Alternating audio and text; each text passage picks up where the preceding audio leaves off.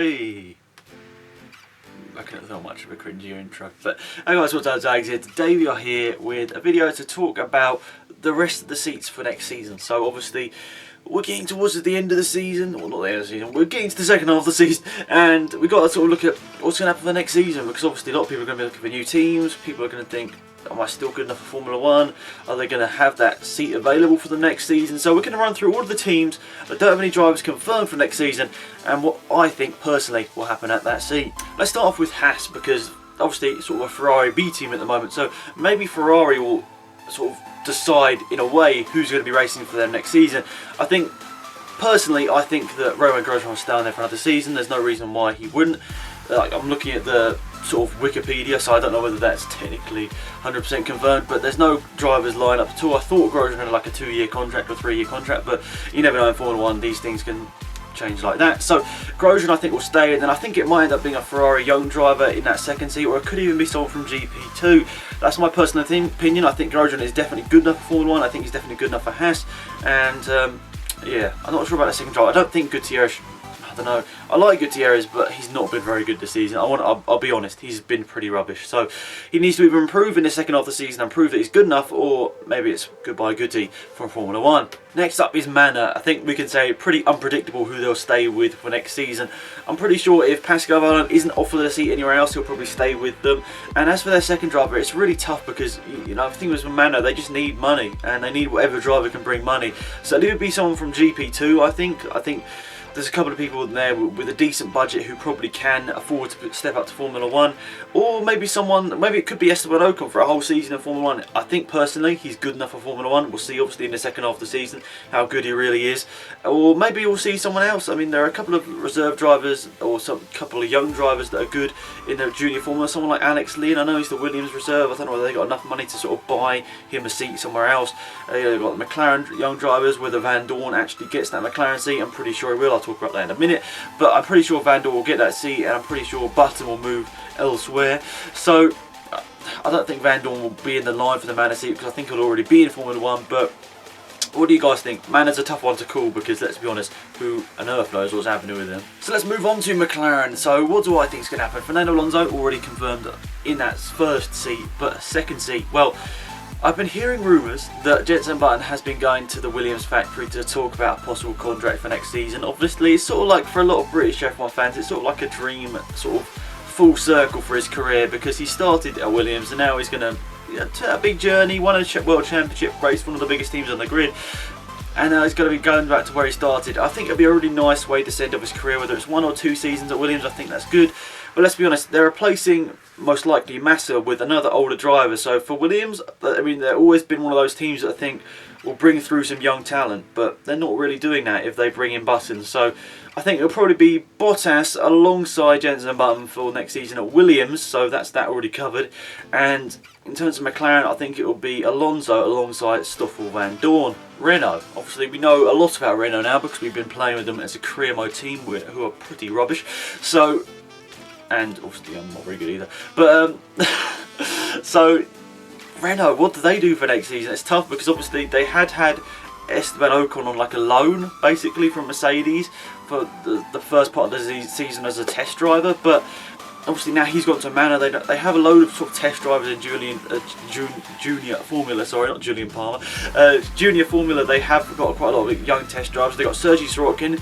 If he can win GP2, honestly, I'd love to see him in Formula 1, but he's had a pretty up and down season so far. He's not that near the top of the championship. Actually, no wait, is he second now? He was like 10th, and I think he was 10th going into the last round, and I think he came out of it second. That's how close GP2 is at the moment. So I think maybe if he can win the championship, that'd be really good to see him in Formula 1. So maybe him alongside Magnussen. I mean, it's going to be tough. Can Palmer's budget stretch to another season is the main thing. A lot of people, obviously non-British fans, obviously don't really care about him because obviously they just see him as another paid driver.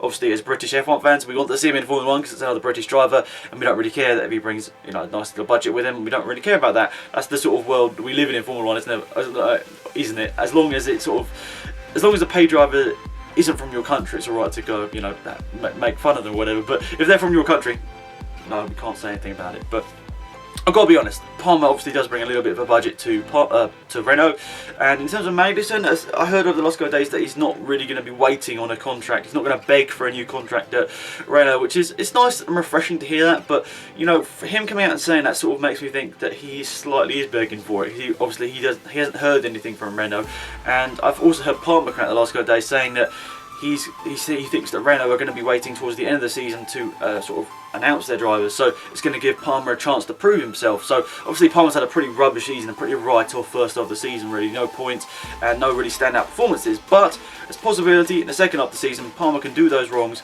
and have a good end of the season, hopefully. Fingers crossed he can, but in my opinion it'll probably be Magnussen alongside maybe someone like Sirotkin. They got loads of sort of Renault sponsored junior driver in the junior formula, so we'll see what happens there. Next up is Sauber, and apparently I have seen, I don't know whether it's really true or not, but I have seen apparently Nasr's future at Sauber's pretty likely that he'll stay there for next season. So I suppose that's good for him and good for the team, because they know obviously he can bring a little bit of a budget, and they also know that he's not a terrible driver, but their car's been pretty rubbish, so we can't really judge them. And in terms of their second driver, if it's Felipe Nasr in the first seat, who do we look in alongside the second seat? Well, it's tough, because let's be honest, what does Sauber need in the driver? They need somebody with money.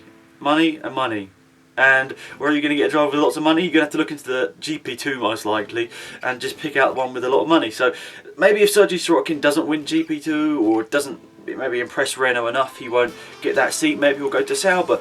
I think Sauber's definitely a good learning experience. It's obviously got a big factory, really good die-hard staff. They know what they're doing. Obviously they've been a bit of financial trouble the last couple of years, but honestly I think Sauber could be a great place to start their F1 career. Whether it's Sergei Sirotkin, maybe it's someone like Alex Lynn.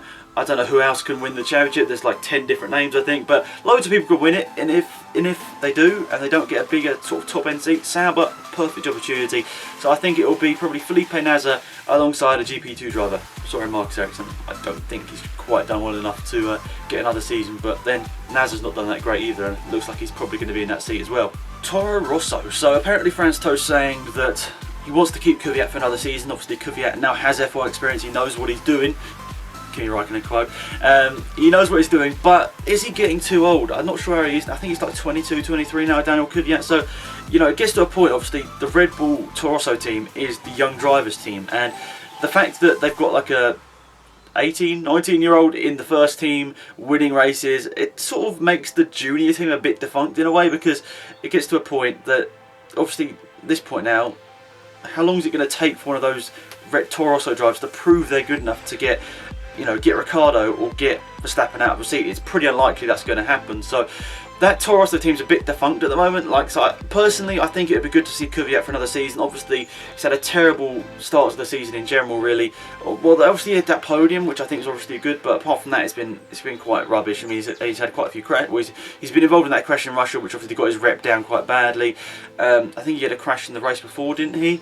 Or he had a podium in the race before. I can't remember which way around it was, but lots of stuff went on with Kvyat, and obviously got demoted to Toro Rosso. He said that he was really not enjoying Formula 1, which is, you know, it's nice for him to come out and say that. It's refreshing, because let's be honest, a lot of F1 drivers would just sit back and say nothing, but I like that Kvyat's come out and said, I wasn't enjoying Formula 1, you know, when I was demoted straight away, but he started to pick up his performance recently.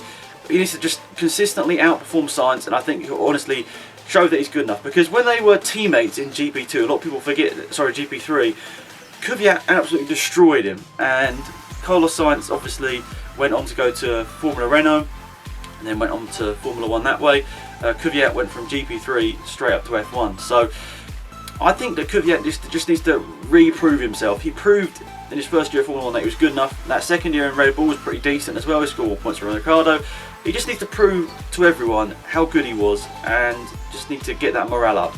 I think maybe Kvyat alongside Carlos Sainz for next season at Toro Rosso. So last but not least, I better just mention Williams again. So I do think it will be Bottas alongside Button for next season. I think this will be Massa's last half a season in Formula 1. It's disappointing, because I know Massa has a lot of fans around the world, and obviously has a lot of, you know, captures a lot of the Brazilian audience, and I don't think Felipe Nasr will particularly do that as well as Massa has. But overall, I think that Massa's had a great F1 career. He's competed for a title.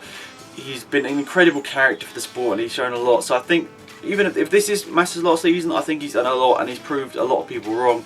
And yeah, I think Button and Bottas could be a deadly duo for Williams next season, but we'll see. So that's it for this video, guys. Thank you for watching. Hopefully you enjoyed it once again. The face cam, something a little bit different. We'll see how it all plays out in the next couple of days, months and weeks and years, I'm sure. So thanks for watching. Thanks about it.